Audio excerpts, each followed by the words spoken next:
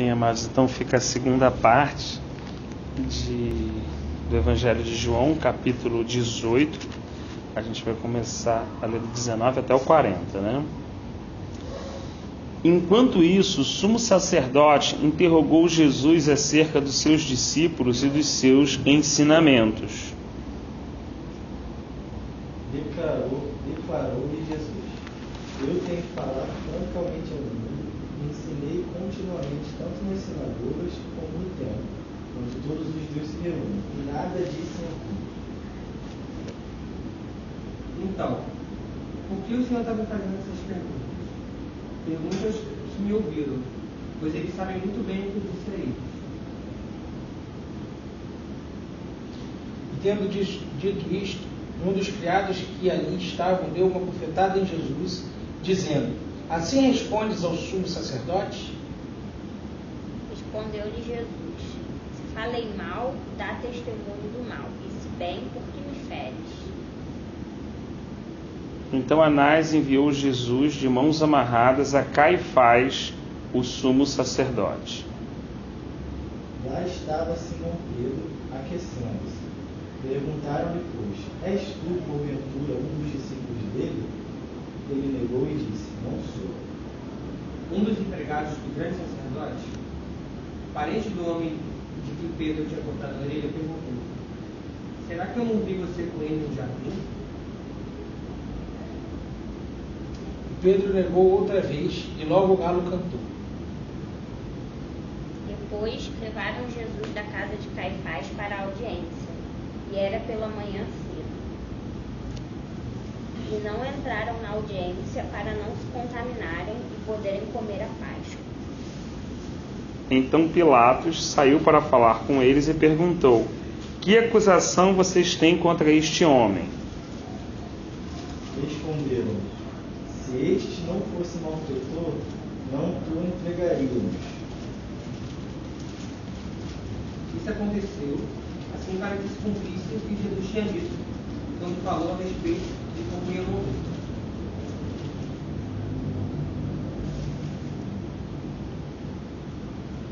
Responderam-lhe os judeus: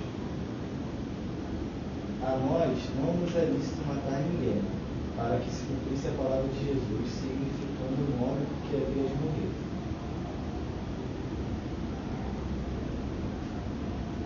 Tornou, pois, a entrar Pilatos na audiência, e chamou a Jesus e disse: Tu és o rei dos judeus?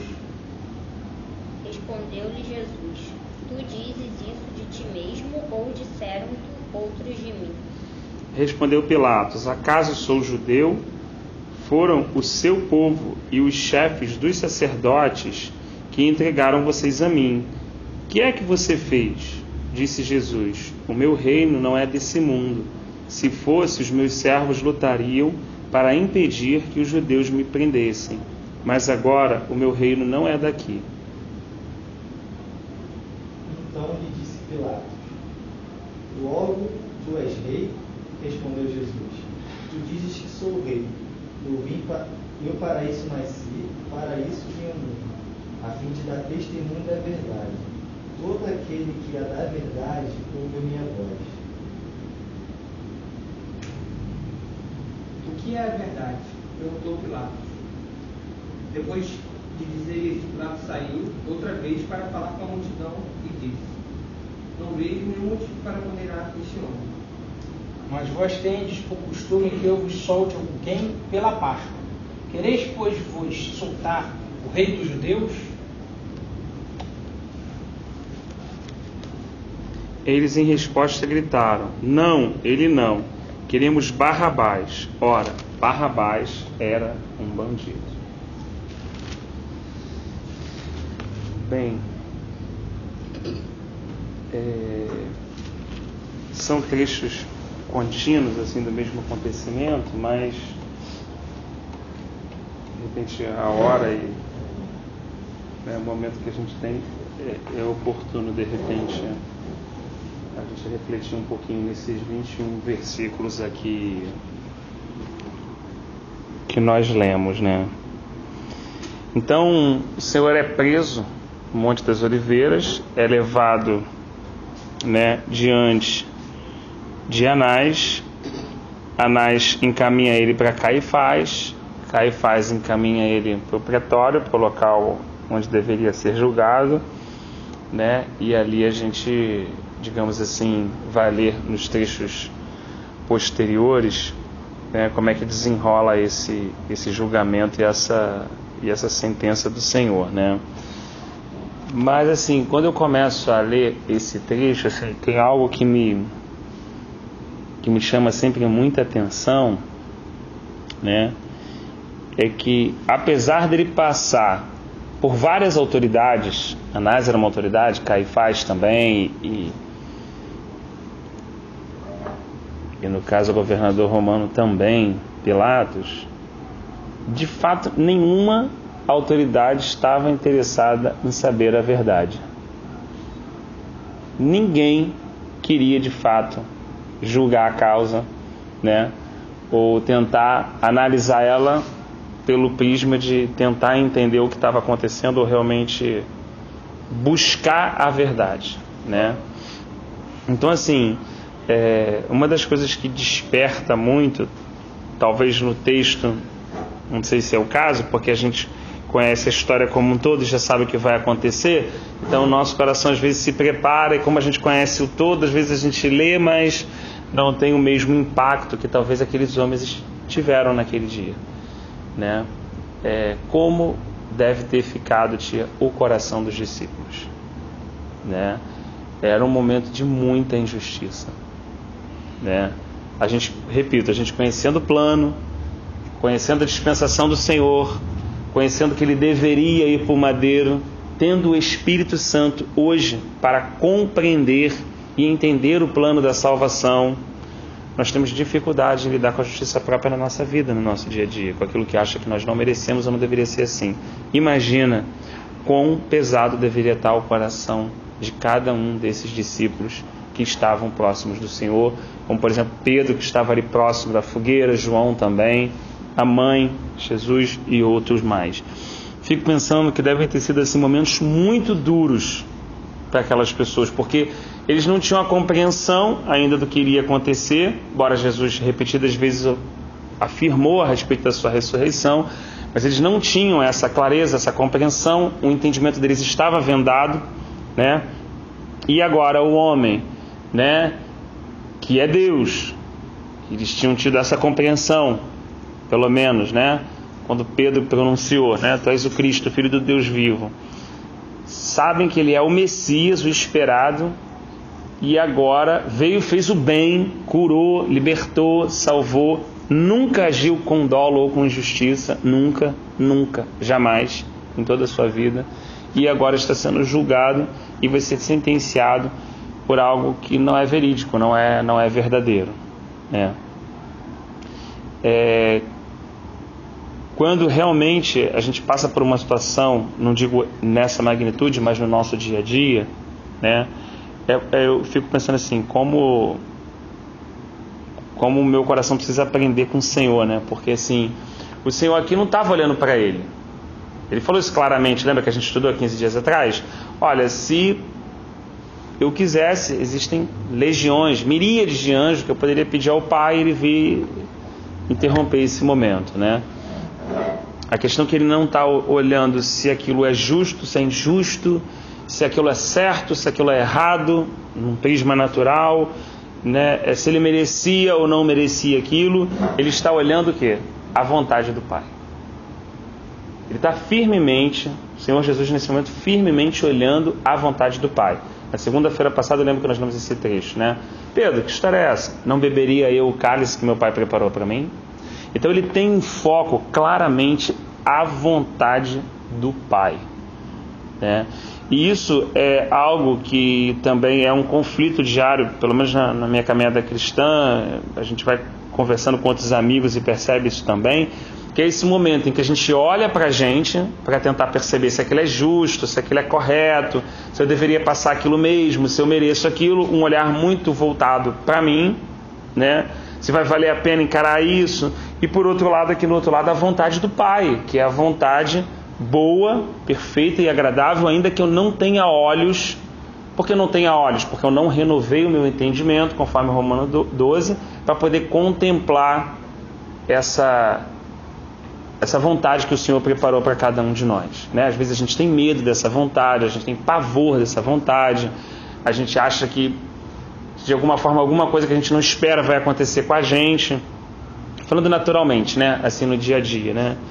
E eu fico aqui percebendo, de um lado, o Senhor, né? Num paralelo, o Senhor olhando firmemente para a vontade do Pai, para o propósito do Pai, e por outro lado um discípulo, não estou falando desse discípulo, talvez ele represente uma coletividade, me represente ali naquela questão também, né? Que nega o Senhor, porque entre, digamos, o Senhor e a sua própria pele, naquele momento Pedro escolheu a sua própria pele. E aí eu fico pensando em quantas vezes eu, Rafael, na minha vida, escolho a minha própria pele. Entre a vontade de Deus e a minha própria pele, muitas vezes eu escolho a minha própria pele. E aí me leva a uma reflexão, né, que muitas vezes negar o Senhor não significa estar com uma arma na cabeça e dizer, não, eu não conheço a Cristo, como Pedro fez aqui, né? Eu entendo que quando nós negamos a vontade do Senhor, nós negamos o Senhor. Quando nós negamos a vontade do Pai, nós o negamos. Não precisa ser com palavras, não precisa ser claramente, eu nego Jesus, eu não conheço esse homem, como Pedro fez. Repare que Jesus não estava olhando para a sua própria vontade, aqui estava olhando para a vontade do Pai. Pedro estava olhando para a sua própria vontade, sua própria necessidade de salvar a si mesmo naquele momento. E repito, não estou aqui emitindo nenhuma crítica contra ele, pelo contrário, reconhecendo que ele representa grande parte, muitas vezes, do meu comportamento, ou representa uma coletividade hoje dentro da cristandade, vamos colocar dessa forma, né? Jesus, Rafael, será que isso não é um pouco desequilibrado pensar dessa forma? Talvez, se a gente refletir com as próprias palavras do Senhor, a gente vai entender que talvez seja um bom caminho, porque Jesus disse assim, por que vocês me chamam Senhor, Senhor, se vocês não fazem o que eu mando? Então, o que tem a ver, assim, qual o propósito que leva vocês a me chamar de Senhor, a me reconhecer como Senhor, e no final não fazer o que eu estou mandando vocês fazerem?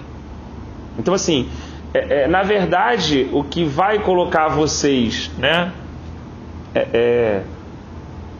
numa condição, nesse propósito que eu estou preparando, não é o fato de vocês me reconhecerem, mas é o fato de vocês me obedecerem. Né? Então, assim, nesse aspecto a gente percebe que a vontade de Deus, né, seja ela exemplificada na vida dos patriarcas, dos filhos dos patriarcas, José e outros homens do passado, a gente sempre percebe que a vontade de Deus é conflitante com o nosso querer. É conflitante. Por isso que aquele que não abre mão da sua própria vontade, ou seja, aquele que tenta salvar a si mesmo, no sentido de se resguardar, de estar olhando para si, de buscar a sua própria vontade, aquele que tenta guardar a sua alma vai perdê-la. Mas por que aquele que aborrecê-la em meu nome salvá-la? Porque ele está falando exatamente desse conflito. Se eu faço a vontade de Deus, eu aborreço a minha alma. E se eu faço a vontade da minha alma, eu aborreço o Senhor. Então, é um processo de escolha onde a gente não consegue ter um meio termo, a gente não consegue ter um muro nessa questão, a gente não consegue agradar os dois ou desagradar os dois. Se a gente agrada um, a gente desagrada o outro, e se a gente agrada o outro, a gente desagrada o primeiro, né? E assim, hoje em dia, então, seria mais conflitante falar sobre isso. Por que seria conflitante falar sobre isso, né? E muitas vezes seríamos até, digamos assim, rechaçados ou às vezes colocados para fora, ou às vezes não convidados a retornar num local. Porque as pessoas pregam insistentemente em estimular as outras a serem felizes. Você deve ser feliz. Você deve buscar sua felicidade.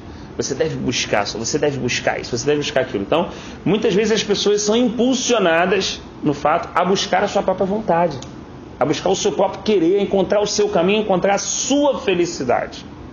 Quando, na verdade, o Evangelho de Jesus Cristo, que são as boas novas, as verdadeiras boas novas, né? Que não há nenhuma notícia que pode ser mais maravilhosa do que eu não tinha condição de pagar pelos meus pecados.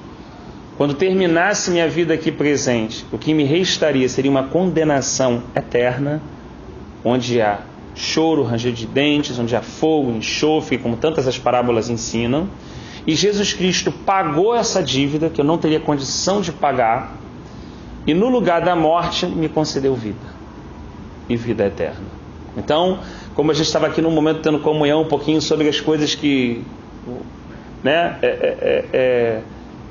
que a gente não valoriza aqui, né? Estava contando, começou o assunto com a Rayana, com o pastor Mauro e tudo, e aí eles trouxeram alguns exemplos aqui, e como às vezes quando a gente está focado muito com essa vida presente, a eternidade fica um pouquinho ofuscada, né? Pode reparar que quando a gente está muito aborrecido, ansioso, nervoso, eu tiro por mim, né? Nesse momento as questões eternas ficam muito assim na sombra, vamos colocar dessa forma. E quando a gente começa a ter comunhão, conversar com o irmão, falar da palavra do Senhor às vezes, seja no almoço, num momento, numa comunhão, lembrar, ler, orar, e que a gente traz em pauta as coisas eternas, não um evangelho secular, terreno, mas sim o eterno, aquilo que a gente não vê, mas que é real, a gente repara que muitas vezes no final dessas conversas nosso coração está em paz. A nossa alma é consolada. A gente sente um refrigério verdadeiro do Senhor. Então, assim,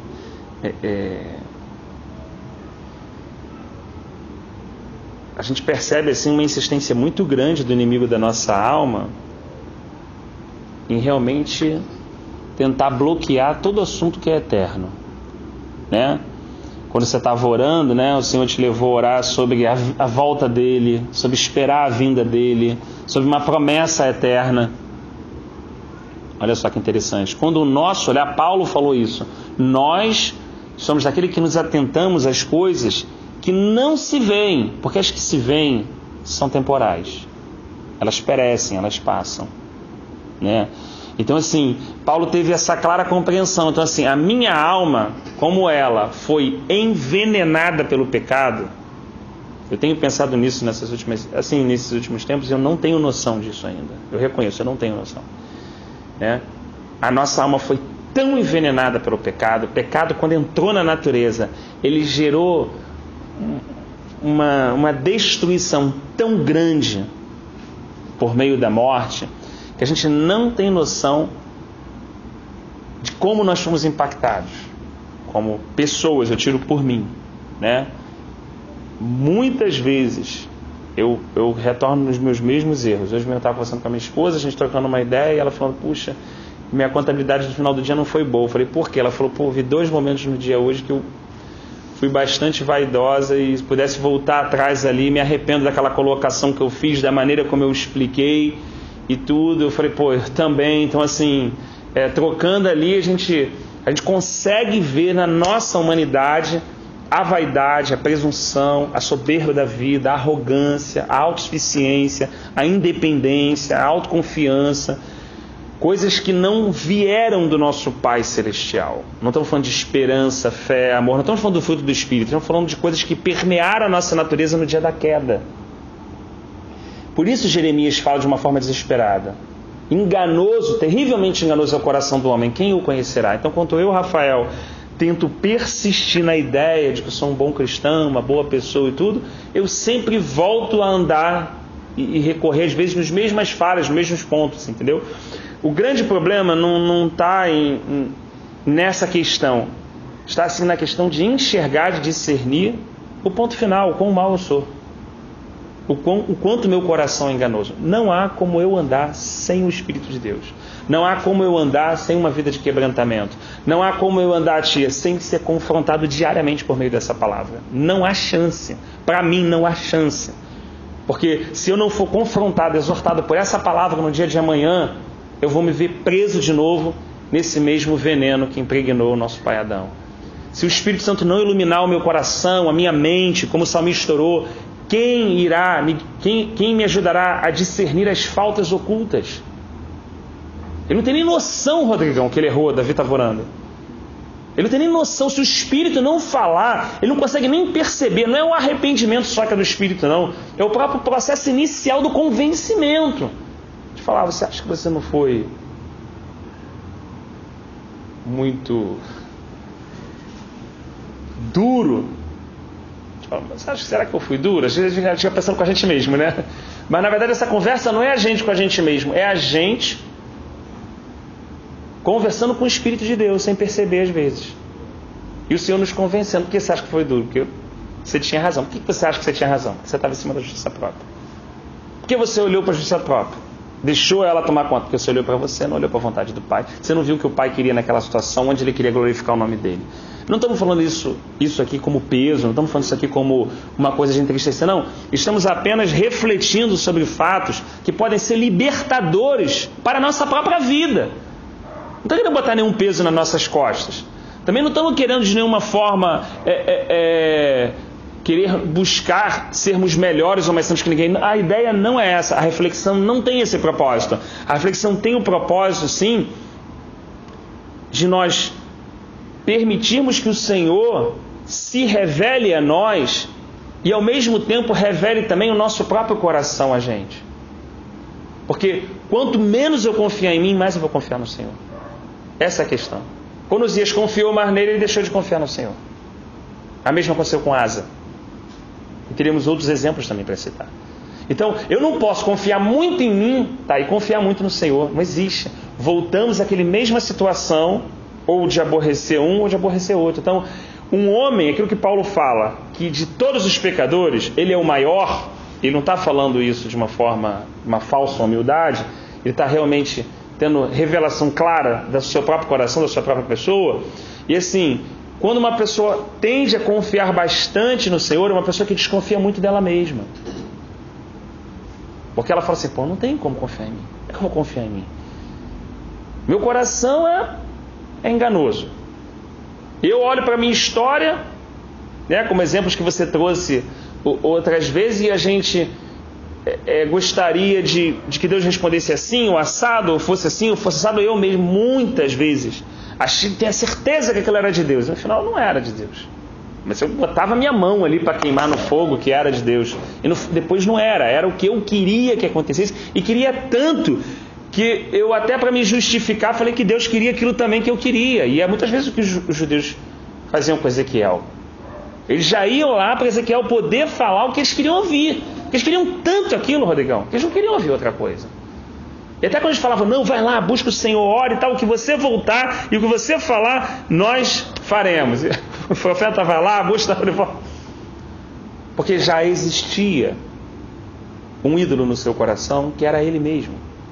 Então ele queria ouvir ele acima de tudo. Para que a gente possa querer ouvir Deus, um ídolo tem que ser quebrado dentro de nós, que é a nossa própria convicção, a nossa própria certeza de que nós achamos que está certo, que é isso, que é desse jeito, né? Ou quando eu critico eu mesmo uma situação, ou um irmão, ou sabe? Ou é uma coisa que não é tão natural, uma coisa que a gente já percebe que, pô, coisa pesada que eu disse, mas tem um sentimento que não é legal disso que eu digo. É claro, eu tento disfarçar, não, a parte saiu e tal, mas assim, deu para perceber que algo bom não saiu ali dos meus lábios quando eu declarei aquela palavra. Assim, em vez da gente tentar se colocar diante do Senhor para que o Senhor possa nos curar, muitas vezes, eu digo por mim, irmão, a gente tende a esconder essas situações, a gente tende a não confessar elas claramente, assumir elas e se esconder por trás dela. Então, se eu não quero que minha soberba apareça, eu vou tentar ser um cara falso humilde. Eu vou ser um cara do glória a Deus, tal, louvado seja Deus, né? Para que de alguma forma isso esconda aquilo que está no meu coração de fato. Irmãos, a gente tem dúvida se um cara como Davi, segundo o coração de Deus, contou o exército e falou que o coração dele se ensoberbeceu, e ele orou no Salmo 19, gemendo: Senhor, livra-me da soberba da vida, então serei livre de tão grande transgressão. E aí ensinarei o teu caminho aos pecadores, e eles se converterão a ti. Se a gente pega todos esses outros exemplos, como é que eu vou achar, pessoalmente, eu digo isso para mim, irmãos, que eu não vou me ensoberbecer? Não tem como. Só tem uma situação. Só tem um caminho que Deus proveu para nós: negar a si mesmo, tomar a sua cruz e seguir Ele. Se eu não aborreço a minha alma, se eu não pego a minha cruz e sigo o Senhor, o que vai me esperar é isso. E às vezes o mais sutil não é a soberba de um cara com um carrão, tirando onda, numa alta posição de uma empresa corporativa. Porque isso já é uma soberba escancarada. A pior soberba é aquela dentro de um ministério. É aquela dentro de uma congregação. Eu, digando por mim assim, vamos supor, né, me imaginando, imagina um irmão que é responsável por 1000 irmãos. Sabe aquelas coisas que nós julgamos bom? Tipo o aniversário do pastor, o aniversário de alguém. Sabe essas pequenas coisas que nós não conseguimos às vezes discernir, que às vezes fazem mal para a gente, para as outras pessoas, a gente não tem nem consciência. Quando a gente cobra das outras pessoas que elas estejam 100% atuando no dom delas, a gente gera muitas vezes um constrangimento a esse irmão, de que ele, até quando não tem algo do Senhor, ele tem que operar com algo do Senhor. Será que grande parte dos profetas que são responsáveis por profetadas tem 100% da responsabilidade? Ou o povo que pressiona eles para que 100% possa falar aquilo que eles querem também tem uma responsabilidade? Vou dar uma paradinha aqui porque o João queria colocar alguma coisa. Não, ficando nesse gancho.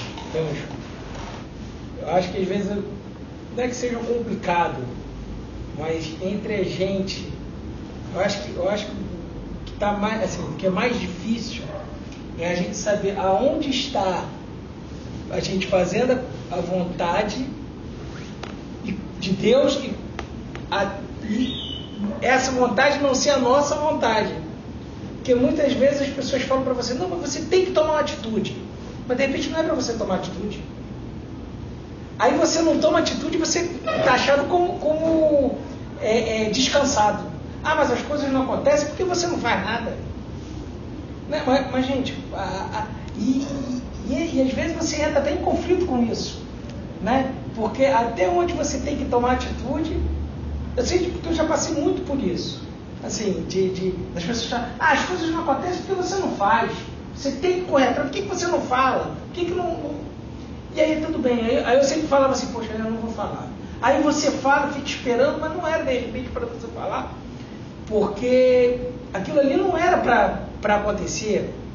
É para acontecer de repente num outro momento, ou de repente não é para acontecer e você força uma situação para que aconteça, e chega lá na frente você vai acabar se arrependendo daquilo que você fez. Então, às vezes é complicado. Conflitante, né? É conflitante você saber quando não é para você tomar atitude, quando é para você tomar atitude. Aí, será que a gente poderia refletir nessa questão do amadurecimento? O que seria o amadurecimento de Efésios 4? O que seria chegarmos, ou pelo menos caminharmos à estatura do varão? Vamos tentar fazer um reflexo que é uma reflexão mais simples no nosso dia a dia, para que a gente depois possa, por meio de analogia, levar para a questão espiritual. Por exemplo, alguns que têm filhos ou têm sobrinhos ou lembram do seu momento de estudar, certo? Lá, quinta série, sexta, sétima, oitava, não importa, né? Eu sei que o estudo é legal porque ele marca uma fase boa da nossa vida, né? Até os 16, 17, todo mundo aqui estava ali, até o vestibular, naquela ralação toda e tal, e a nossa vida, né, era estudar, né? E eu lembro que existiam vários tipos de colegas, assim, né? Tinha o colega que a vida dele era sempre aquele jeito. Ele nunca estudava nada, e quando chegava 2 dias antes da prova, ele caía dentro e estudava igual um maluco, né? A vida dele era muito mais turbada, né? Ele vivia momentos muito intensos de tensão, porque ele deixou para fazer tudo que ele tinha um tempo para fazer, ele deixou naquele momento, e aí naquele momento ele se viu sem saída e teve que pegar tudo que ele tinha que fazer por aquele tempo e agora colocar num pequeno tempo. Às vezes tinha um resultado, às vezes não, esperado, né? Tinha aquele que nem estudava e deixava a coisa, como dizem aí, né, a vida levar, e aí a gente também conhece esses tipos de resultado, né? E tinha aqueles que estudavam já um pouquinho antes. A verdade é que ninguém nasceu sabendo estudar e que ninguém estava ali na sexta série sabendo alguma coisa. Todo o processo que você começava, seja na quinta, sexta série, você estava começando. Você podia ser o as da sexta, tá bom, passou, acabou e tal, a sétima, começou tudo de novo e tu podia tomar pau. Então o tempo todo você estava numa situação onde você não tinha segurança, essa é a verdade. A pessoa falou, agora a sétima série é braba, negócio de corpo humano e tal, e você caía dentro, pau, não sei o que, blá. Quando tu passava, zerou, agora é oitavo, agora já era, aquilo passou. Então, isso a gente às vezes não aprendeu o que a gente devia aprender. Eu fico tirando por mim, tá? Porque nessa grande lição que nós passamos como jovens, a grande sacada disso realmente não é passar os anos, isso era só uma consequência, né?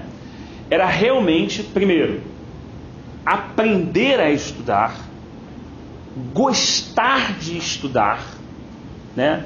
E fazer daquilo um momento prazeroso e leve, né? E alguns tiveram essa sacada, outros não, mas assim, a grande sacada era essa. Depois que você vai para a faculdade, você praticamente vai estudar e você tem tanta liberdade que muita gente que não está cercada naquele negócio tomava pau.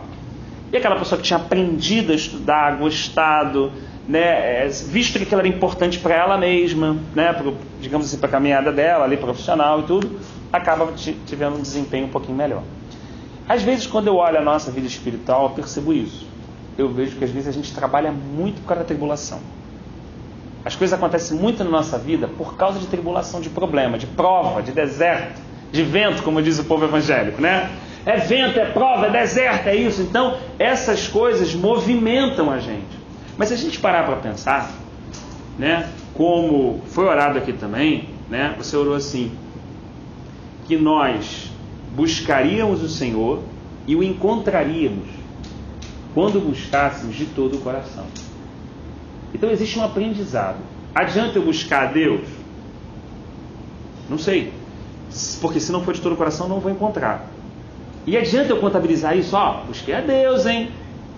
Dentro dessa perspectiva que você orou, que o Espírito levou você a orar, vai adiantar alguma coisa? Nada. É igual o cara que não busca. Porque só tem um sentido. E o que é o sentido dessa revelação que o Senhor trouxe? É encontrar Ele. O objetivo, o fim, não é buscar Deus. O que está em pauta não era aquela nota. O que está em pauta aqui não é buscar Deus. O que está em pauta é encontrá-lo. Só que eu só vou encontrá-lo se eu buscar Ele de todo o coração. E aí assim, eu, Rafael, olhando para a minha vida, tá, irmãos, pessoal, eu reparo que muitas vezes eu não busco o Senhor de todo o coração. Mas eu tenho visto que o amor de Deus e a misericórdia de Deus tem gerado circunstâncias na minha vida para que eu aprenda ou venha aprender a buscá-lo de todo o coração. Então o problema não é a prova, a vitória, a projeção de graça que eu vou fazer, aquilo, se eu vou passar de ano, se eu vou passar dessa fase, vamos colocar assim, né? Essa etapa, vamos passar dessa etapa espiritual. Não, o que está em pauta não é isso. Esse processo de crescimento é apenas um processo didático do Senhor. Mas o que Ele quer imprimir de fato no nosso coração é que a gente encontre Ele. E a gente só vai encontrar Ele, Rafinha, quando buscar Ele de todo o nosso coração. Então, por mais que eu crie metodologias religiosas, eclesiásticas na minha cabeça, por mais que eu tente separar momentos e tempos, que isso tudo é lícito, isso tudo não estamos criticando isso, nós estamos criticando apenas quando nós fazemos tudo isso. Mas no final, 10, 15, 20% eu vou segurar. Eu vou fazer tudo isso, que eu sei que eu não posso ficar sem isso. Mas eu não vou fazer isso de todo o coração. Porque tem uma parte que é o meu coração, que é a minha vontade. Voltamos a essa comparação aqui. Eu vou fazer até a chapa esquentar. Quando a chapa esquentar, eu vou olhar o meu lado como Pedro.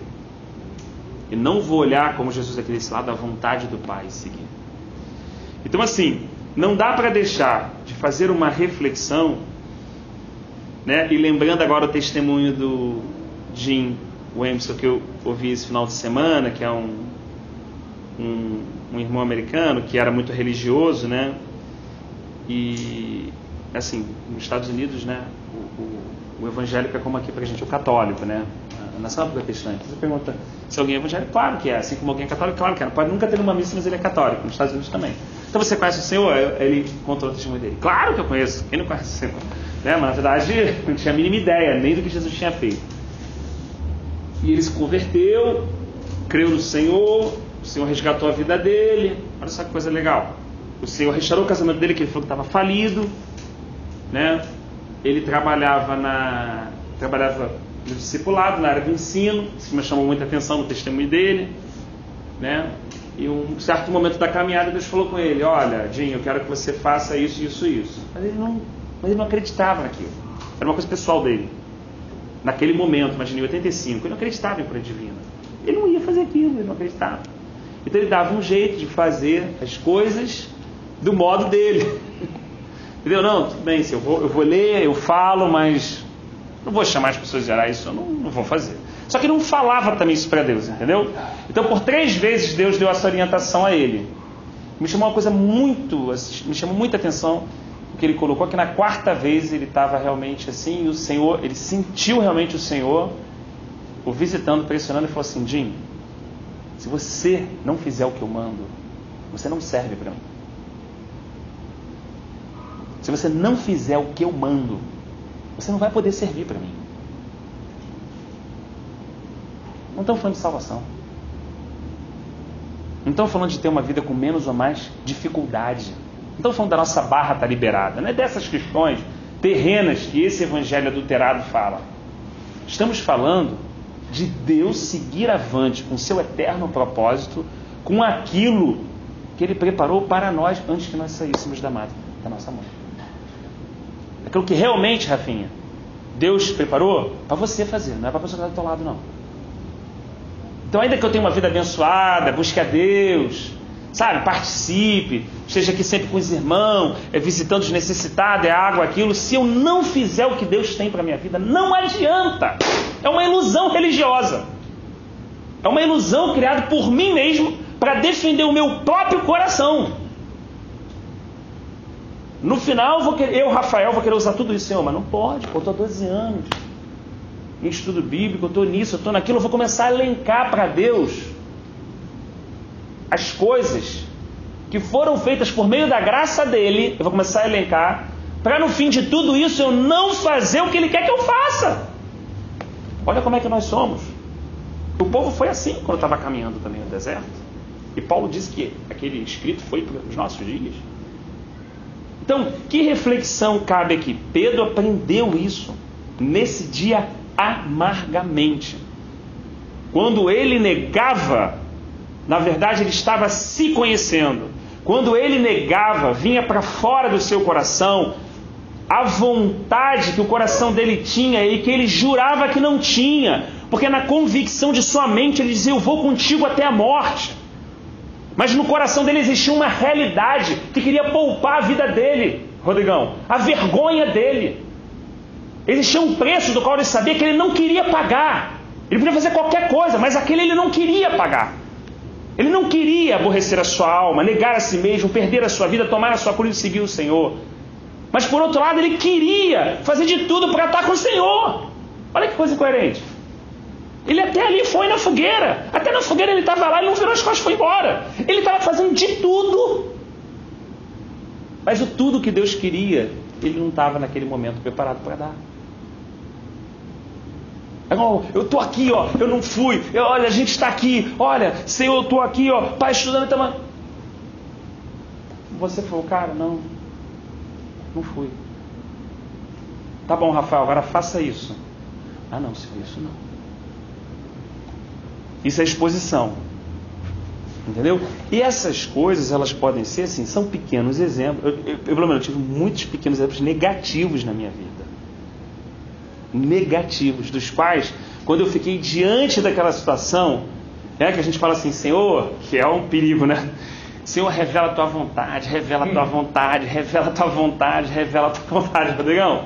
Revela a tua vontade. Aí Deus sabe que eu não quero a vontade dele. Mas ele precisa me mostrar, porque eu não estou convencido ainda. Pô, eu sou um bom crente. Tenho pecado, na minha visão natural, tenho pecado um pouquinho, tenho segurado as coisas piores e tal. A gente é assim, irmão. Isso atrasa muitos anos da nossa vida cristã. Eu estou falando de mim. Aí você fala, uma vez eu estava na fila do banco, lembro disso até hoje. Deus me encheu do Espírito Santo. Ele falou, ó, brada aí agora, fala em mistério e começa a me glorificar. Eu chegava a passar mal, Rodrigo. Você acha que eu falei? Você acha que eu gritei o nome do Senhor que eu não sei? Não, cara. Eu baixei a cabeça e saí dali. Senhor, eu não quero a tua vontade. Eu não quero expor minha imagem. Não quero que as pessoas pensem que eu sou louco. Eu não quero pagar o preço. Eu não quero recuar diante de uma situação. Eu não quero isso, Senhor. Eu sou hipócrita. O Senhor me perdoa. Eu digo coisas para o Senhor das quais elas não são vida dentro de mim. E muitas vezes eu me encontro com o Pedro perto de uma fogueira mais fria.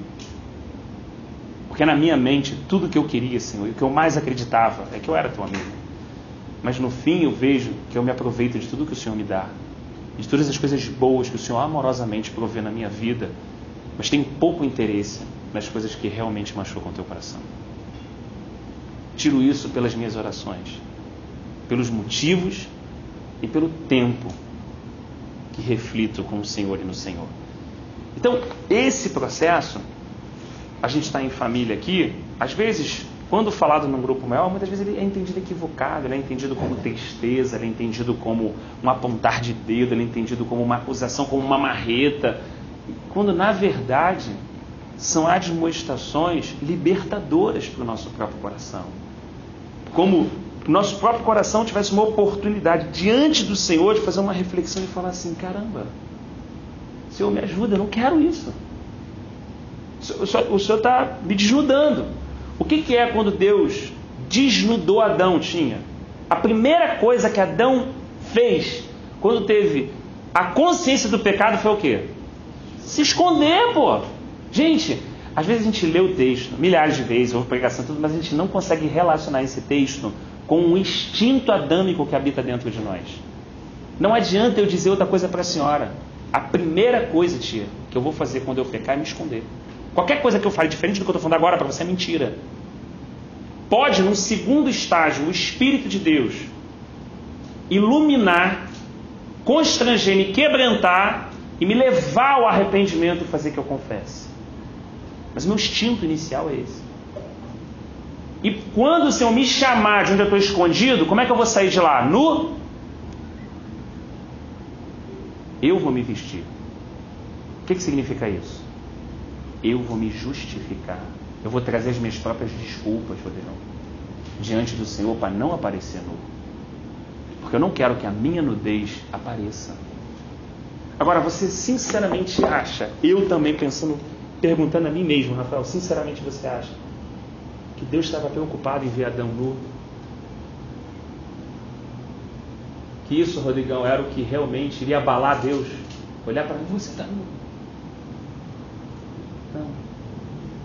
Porque aquela atitude de Adão como a minha só mostra que eu conheço muito pouco a Deus.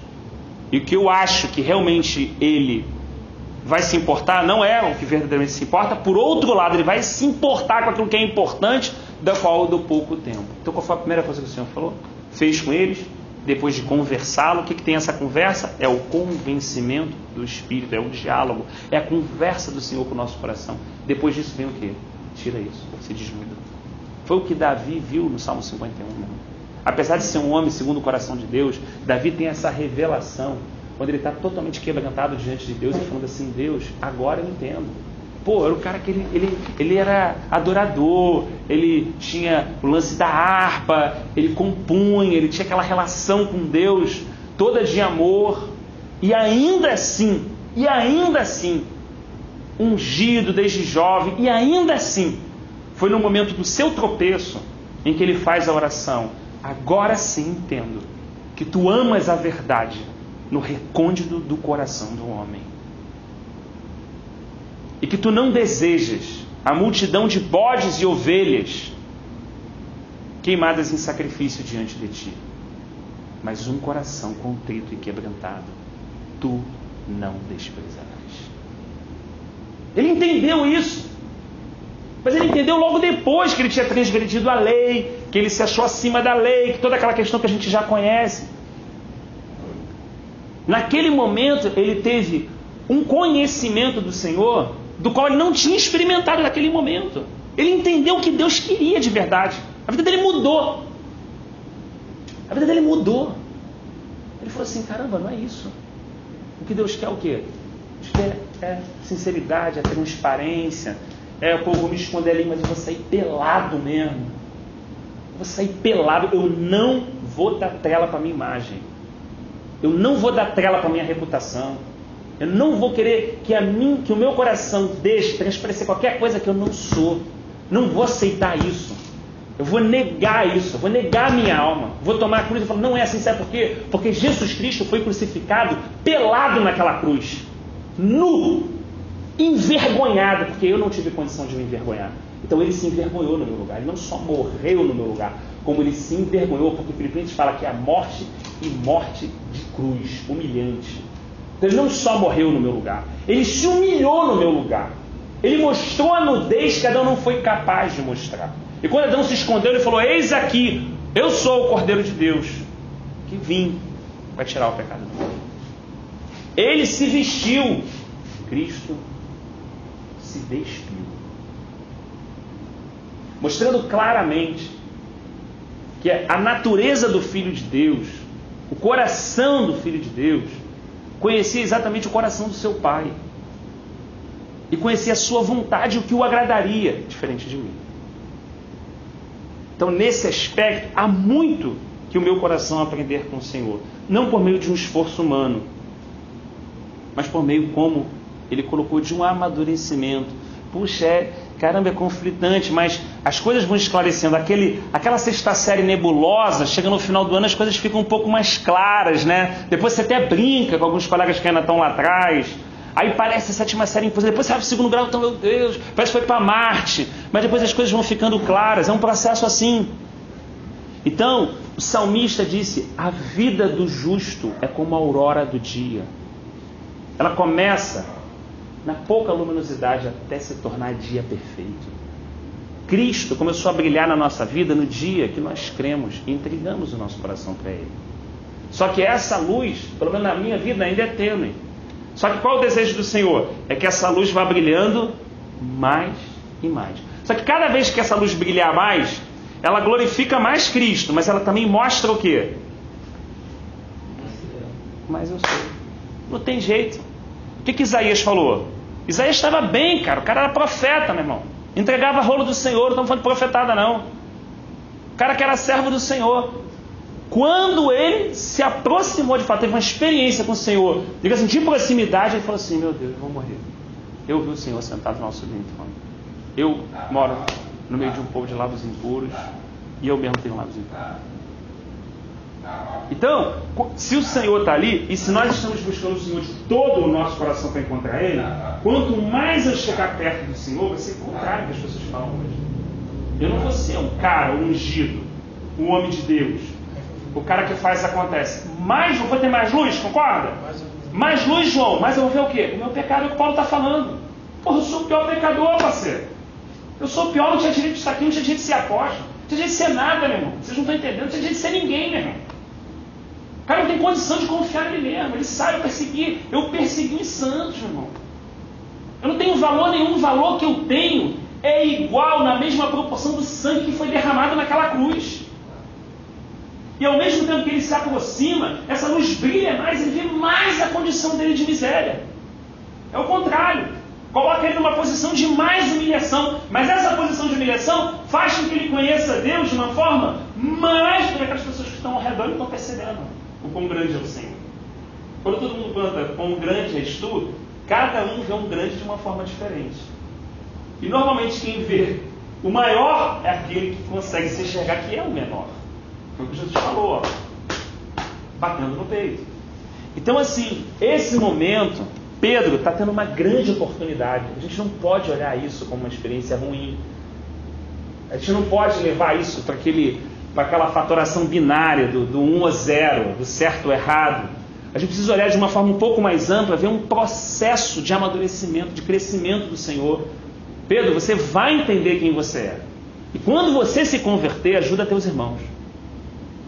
Quando você não confiar mais em você, quando você saber, parceiro, o tamanho da tua conta, que você acha que eu te salvei, você acha que eu fui lá, você andava na treva, eu fiz isso, você tem uma percepção, você não tem o tamanho da tua conta.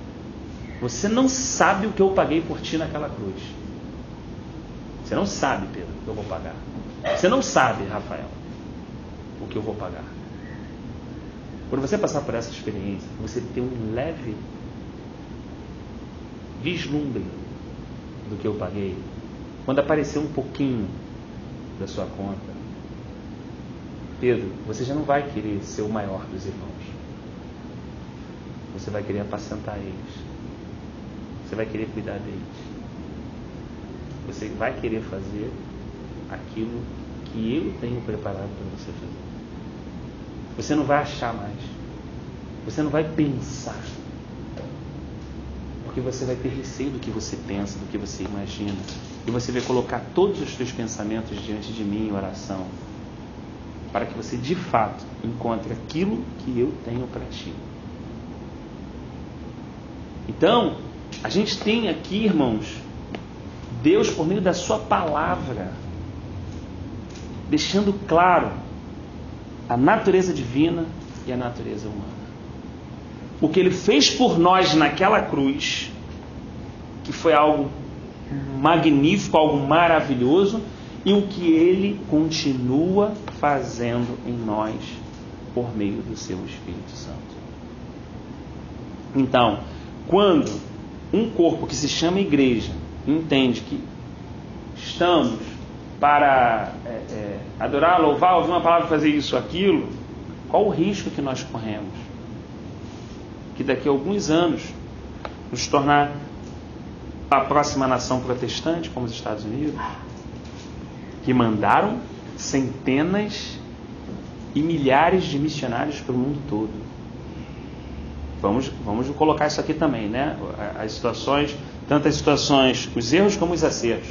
Mandaram muitos missionários, quando aqui nós nem éramos um país cristão. E hoje eles são um dos países mais odiados do mundo. E onde a bruxaria mais cresceu, digamos assim, nos últimos pelo menos 10 anos. É isso que eu vou falar.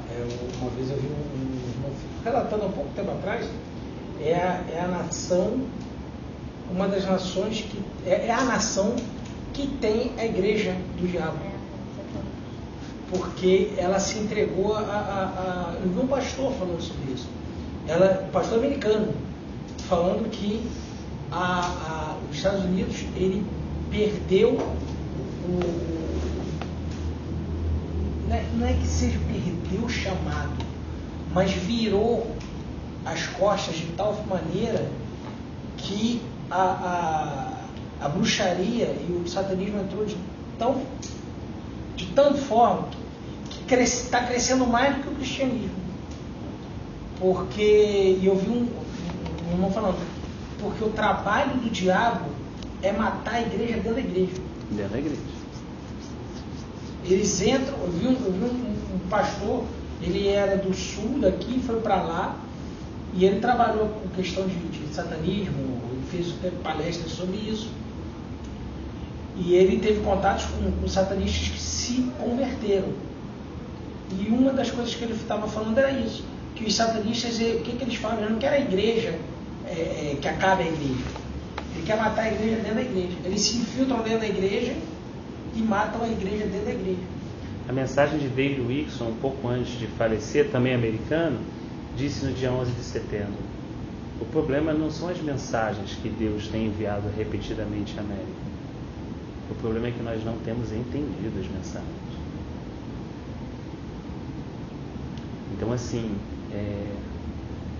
ele falava isso com consciência, sendo americano e tendo a vivência de como estava a vida do Senhor naquela nação, naquele povo. Não estamos colocando isso para criticar os nossos irmãos americanos, não. Estamos colocando isso para nos atentar, né? Porque quando ele também veio no Brasil, visitou muitos irmãos, ele falou assim: a que compararei a igreja do Brasil? senão uma grande prostituta. Né? E muitos líderes famosos ficaram chateados com ele. Ele disse coisas assim, que não, em vez de às vezes parar e refletir e falar: o que uma prostituta faz? Ela se vende. Para pensar nos últimos 15 anos. Nós não vendemos o Evangelho? Vamos lembrar dos nossos avós e dos nossos pais pegando Jesus Cristo e esse crucificado, a transformação, a cruz, e vamos sair daqui amanhã e entrar em qualquer local próximo. Não estamos aqui falando de preconceito, de nada, né? Estamos assim, também não estamos generalizando, mas estamos falando assim, em grandes magnitudes. Podemos ligar a TV também e evidenciar isso. Não vendemos? Não vendemos por um prazer daquilo que queríamos ouvir? Falando isso, eu estou me colocando, porque eu digo assim, é como Daniel, a gente faz parte do povo, então a gente não tem como fazer uma crítica sem estar dentro, sem eu ter participado disso em algum momento. Ah, mas eu nunca fui do lugar tal, nunca fui do lugar tal, tá bom. Mas quantas vezes eu reagi e a minha reação de não gostar que aquilo tenha acontecido na minha vida, muitas vezes está alinhado com aquilo que eu ouvi, achei que não tinha entrado, mas entrou e me contaminou. E aí?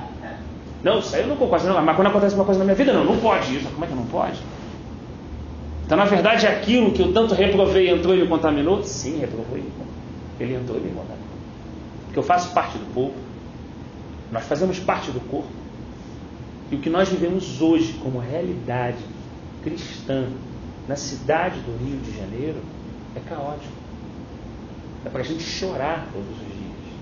Aquilo que está lá no livro de Tiago, né? O sacerdote se lança entre o altar e o alpendre, né? Chorem, rasguem as suas roupas, troquem o riso por choro. Quem lê aqui não consegue entender, fala assim: caraca, mas Deus veio trazer alegria, Deus veio resolver tudo. Mas o que ele está falando? Quando você olha a situação que está, se você ama uma pessoa, uma família, e você vê aquela família devastada, você vai começar a chorar, cara. Certo? Se a gente ama ali Mateus, daí acontece uma situação, ele se machuca, qualquer coisa, né? A gente vai chorar, cara. Como é que eu, Rafael, posso estar falando que amo Deus, que faço a vontade de Deus, que quero negar a mim mesmo? Olho toda a casa de Deus, quando eu digo a casa de Deus, a igreja do Deus vivo, a igreja invisível. Olho toda a situação dos meus irmãos e da minha mesma. E o que há hoje motivos para que eu possa me alegrar? Claro, pessoas continuam sendo salvas? Sim. Pessoas continuam sendo libertas? Sim. Historicamente isso sempre foi. Deus nunca vai deixar, Ele é fiel. Ele vai sempre seguir o seu trabalho, o seu propósito. Mas assim, quando Jesus parou e chorou e falou assim para Jerusalém, falou: puxa, eles são como ovelhas que não têm pastor. Ele chorou. Ele chorou, porque ele olhou aquela realidade, Rodrigo, e falou assim: eu queria juntar vocês como uma galinha que junta os pintinhos, mas vocês não quiseram. Ou seja, o esconderijo do Altíssimo está aqui. A sombra do Onipotente está aqui, mas vocês não querem estar debaixo. Vocês querem isso, querem aquilo, querem não sei o quê, querem sua própria vida, querem resolver essa situação, então você não tem. Eu quero te proteger, mas você não quer ficar debaixo da minha proteção. E aí, situações ocorrem, das quais nós ficamos perplexos, não só na Antiga Aliança, como na Nova Aliança também, na história da Igreja, nesses 20 séculos, que muitas vezes as pessoas não entendem ou não querem refletir sobre esses momentos, né? Quando eu entendo que o Senhor está nos chamando para essa reflexão, ou seja, eu não posso me desculpar com A, com B, com C, não. Eu vou até o fim com o que o Senhor tem para a minha vida. Essa é a pergunta que só o meu próprio coração pode responder. Eu, Rafael Miranda, eu vou até o fim com o que Deus quer na minha vida? Ou eu vou botar uma desculpa e se eu ficar aqui os próximos anos ensinando, ou visitando um enfermo, ou fazendo aquilo, vai ser suficiente? É isso que Deus pode contar comigo só? Ou Ele pode contar comigo para tudo que Ele projetou para a minha vida? Essa pergunta nenhum coração quer responder. Essa pergunta nenhum púlpito quer fazer. Porque ela gera tal desconforto, ela gera tal falta de atenção, ela gera... É como a gente já repelisse ela sem pensar, como no automático. A gente já repele aquilo como no automático. Aquilo vai fazer que a gente realmente tenha que parar e pensar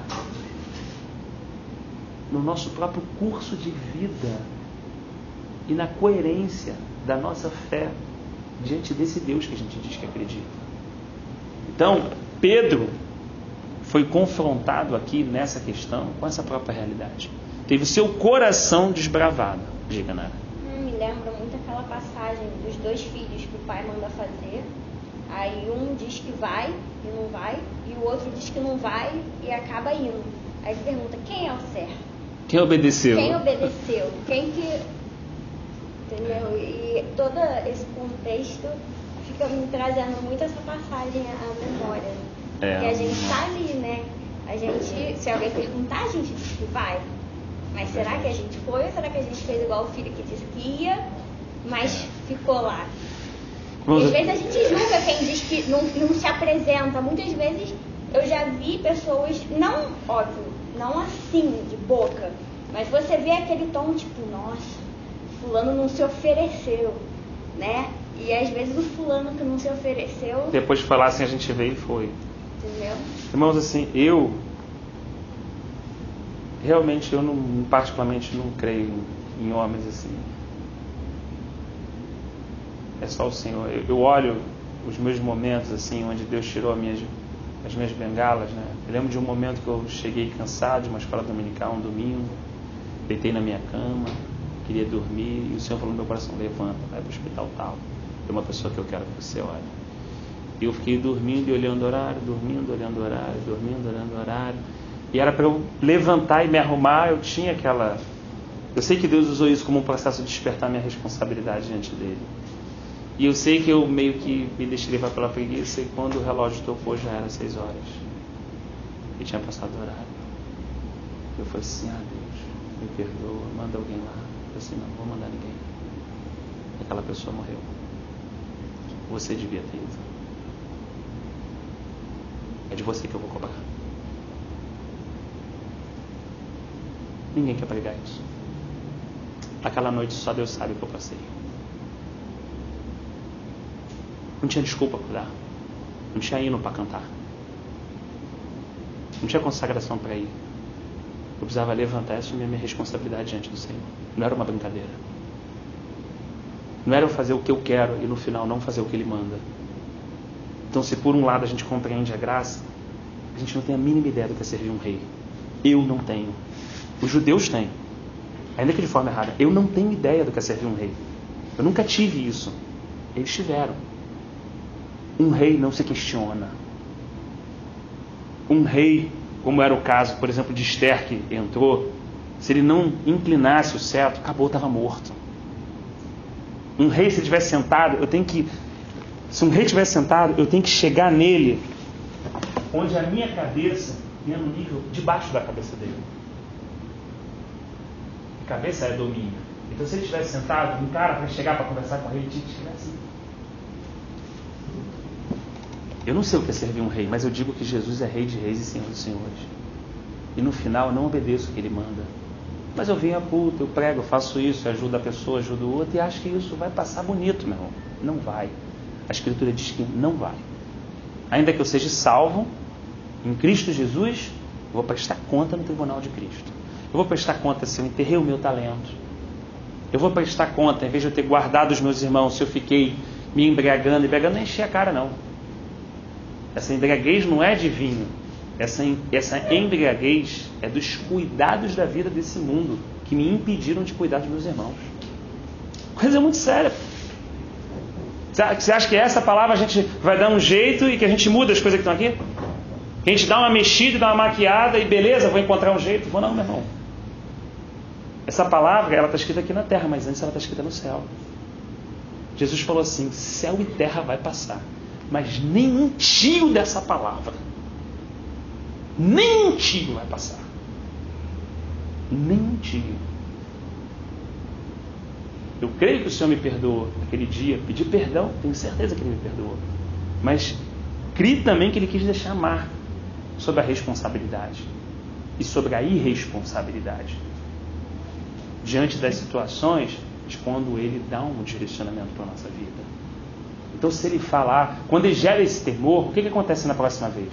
Ele fala, meu irmão, a gente nem pergunta, a gente pula da cama. Mas a gente não pula da cama porque a gente é crente, ora e faz as coisas, a gente pula da cama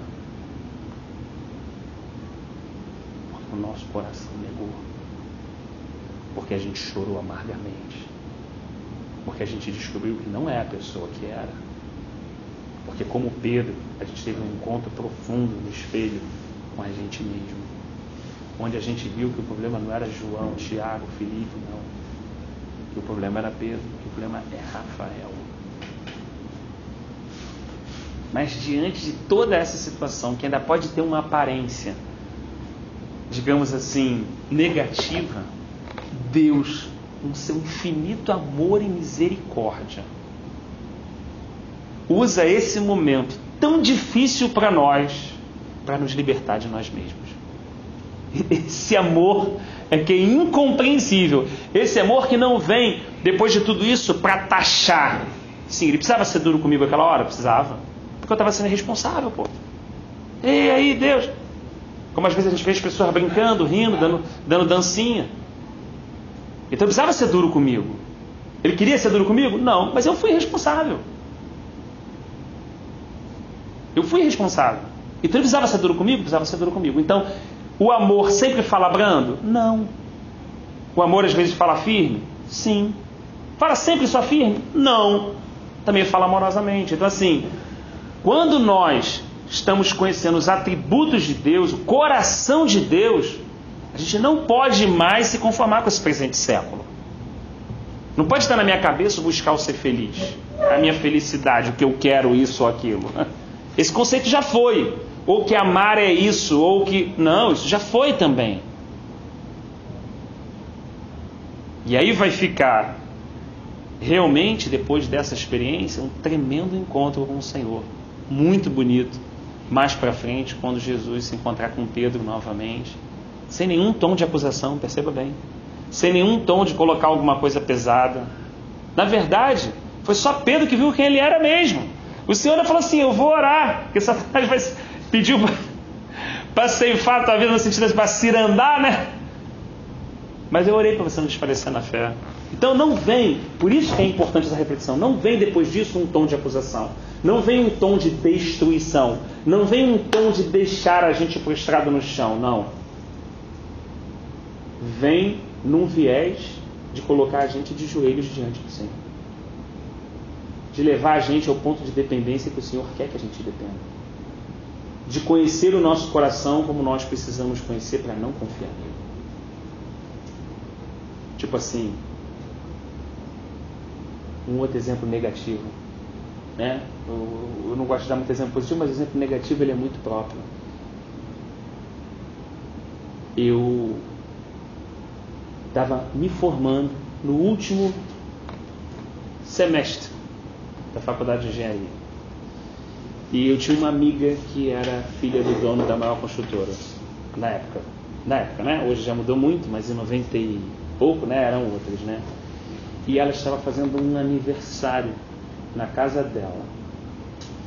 E ela me convidou para ir nesse aniversário. Eu falei assim, pô, beleza, show de bola, eu vou aproveitar e vou levar uma Bíblia. Ela falava francês fluente, eu falei assim, eu vou escrever uma dedicatória na Bíblia e vou dar de presente para ela, para evangelizar ela. E aí eu fui num culto de quinta-feira, que tinha numa comunidade ali perto de onde o Deva congrega. E quando eu estava lá naquela situação, isso foi uma das coisas que como a gente pode estar tremendamente enganado a respeito de uma situação, por isso que eu senti de compartilhar. E aí de repente estava assim, aquele mover, Deus falando, meu irmão, daqui a pouco levanta um profeta de Deus lá, me acha num cantinho, mete-lhe o dedo na minha cara e fala assim, ó, Deus manda te dizer que o coração do homem é muito enganoso.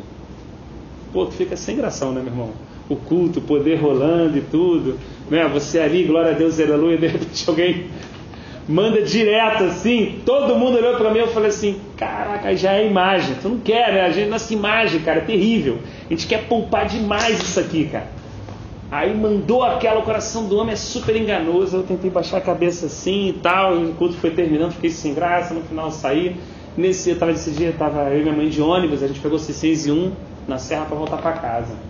Eu perguntei assim, mãe, o que você acha que aquele cara lá falou profetário? Tudo que você acha que tem a ver aí que ele falou? Cara, minha mãe não disse nada, foi muito sábia também, né? Por sinal, ela falou assim, não sei, eu acho que pode ter a ver com a festa que você vai no sábado. Sexta para sábado. Aí eu falei assim, pô, nada a ver, irmão. Isso a gente se vê, né? A gente vai fazer a obra de Deus, ainda bota peso, né, na nossa situação. Pois bem, eu fui para casa e tal, mas aquele negócio foi incomodando. Mas eu fiquei de boa.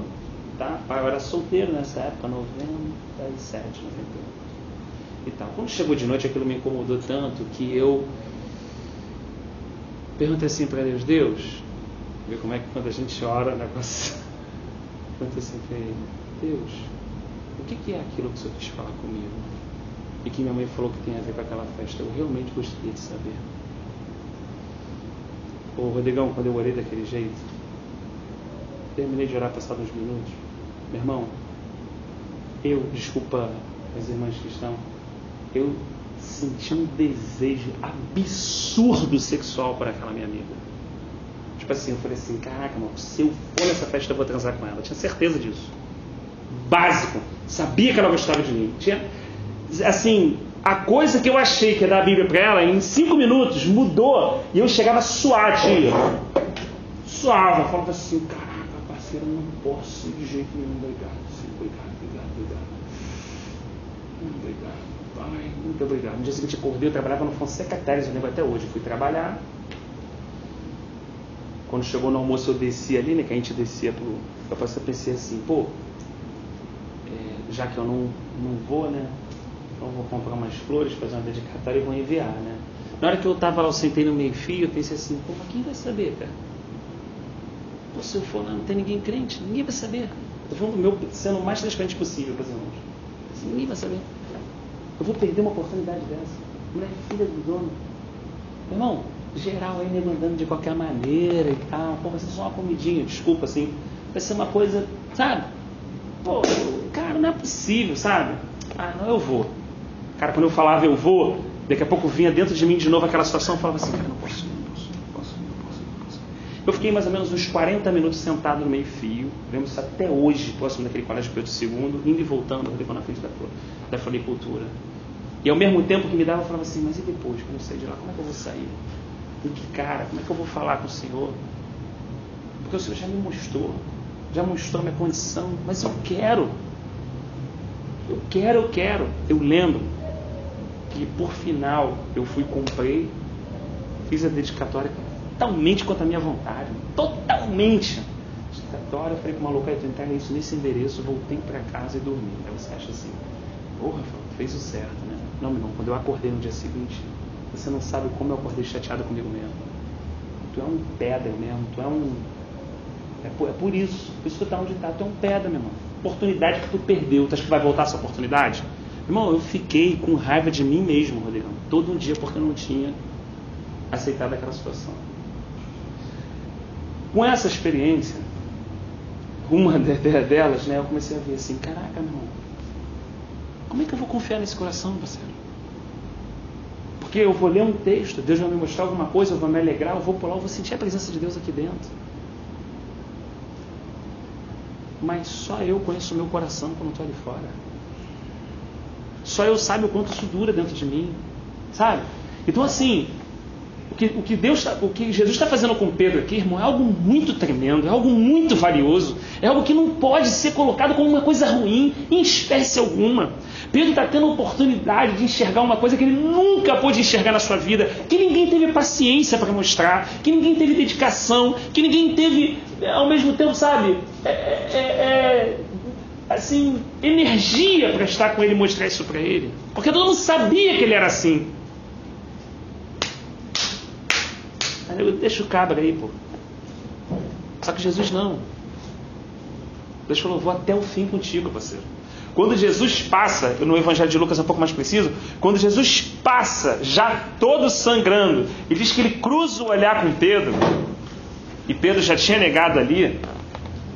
Irmão, o que deve ser aquilo? Eu fiquei pensando em pequenas experiências na minha vida, em momentos que eu neguei o Senhor nesse sentido. Eu pensei assim, o que deve ter sido Pedro olhando, vendo o Senhor todo arrebentado, como ele disse que ia ser entregue na mão dos fariseus, dos saduceus, que ele ia ser cuspido, que ele ia ser chicoteado, tudo aquilo, e e Ele me olha daquela forma como Ele sempre me olhou, com amor, com paciência, com esperança.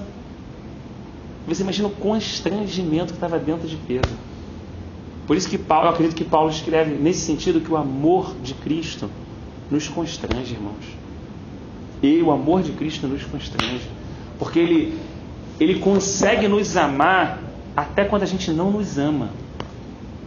Até quando a gente se decepciona com a gente mesmo. Até quando a gente não quer apostar mais em nenhuma situação, porque a gente não acredita nem na gente mesmo para levantar de uma situação. O Senhor fala: não, rapaz, eu tenho que passar um processo contigo, eu quero que tu se conheça, eu quero que você tenha real convicção de quem você é, para que você realmente não confie em você, mas possa confiar em mim. Então, assim, é esse momento que vai fechar, né, com o povo soltando Barrabás, que era um criminoso homicida, havia assassinado soldados romanos, crime imperdoável. O povo fala assim: solta Barrabás, mas crucifica ele, crucifica-o, é o que eles falavam. E às vezes a gente não tem noção que quando eu amo a minha vontade, eu estou falando, crucifica-o. É que a gente olha aquele povo ruim.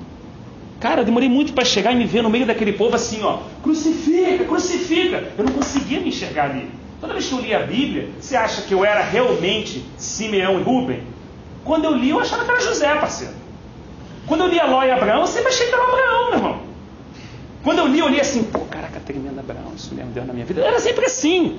Meu grau de engano era absurdo, parceiro. O dia que Deus tirou a minha venda, eu falei assim: meu irmão, entre Abraão e Ló, eu sou Ló, parceiro. Eu sou 7, eu olho pela vista, eu troco de emprego pelo que eu olho. Entre os caras lá, eu sou o Simeão, parceiro. Sou o cara que vendo meu irmão mole, que faço uma crítica suave. Esse sou eu, porque o outro é Cristo. Abraão é Cristo, José é Cristo, Daniel é Cristo, um tipo de Cristo.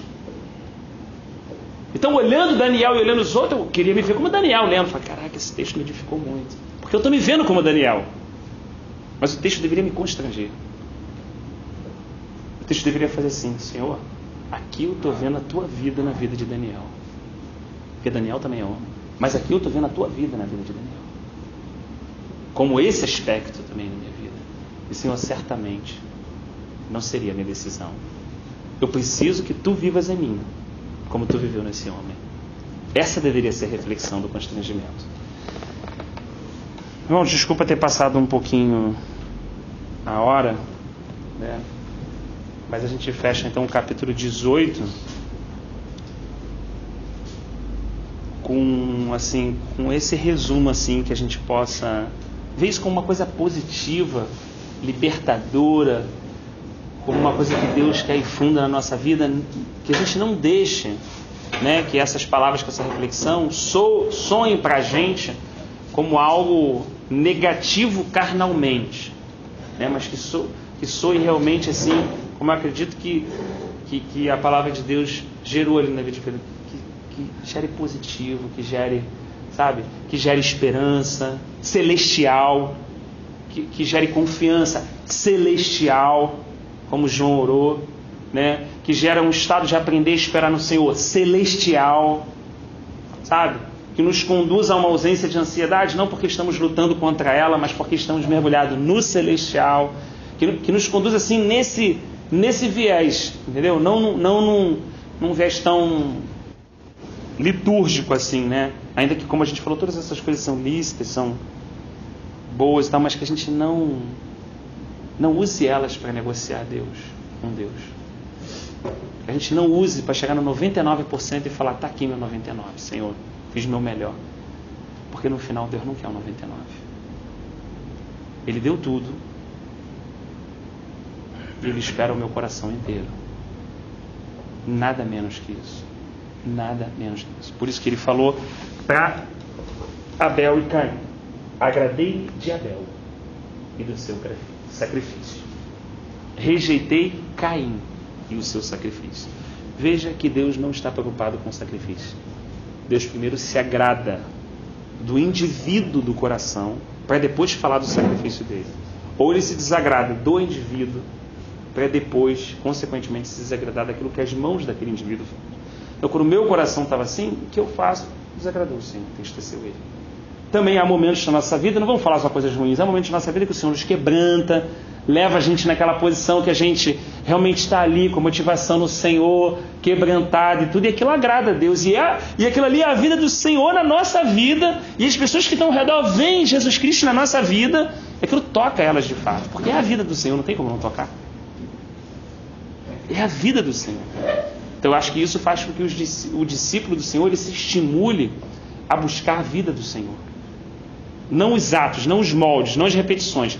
A vida do Senhor na vida dele, onde quiser. Jogando uma bola, tomando seu banho de praia, no seu trabalho, na sua casa, com a sua família, com os seus filhos, na maneira como conduz o seu carro, na maneira como faz os seus esportes. Não importa. A vida do Senhor pode ser manifestada em todos os aspectos do nosso ser. Amém? Tem um para compartilhar? Claro. Esses dias agora.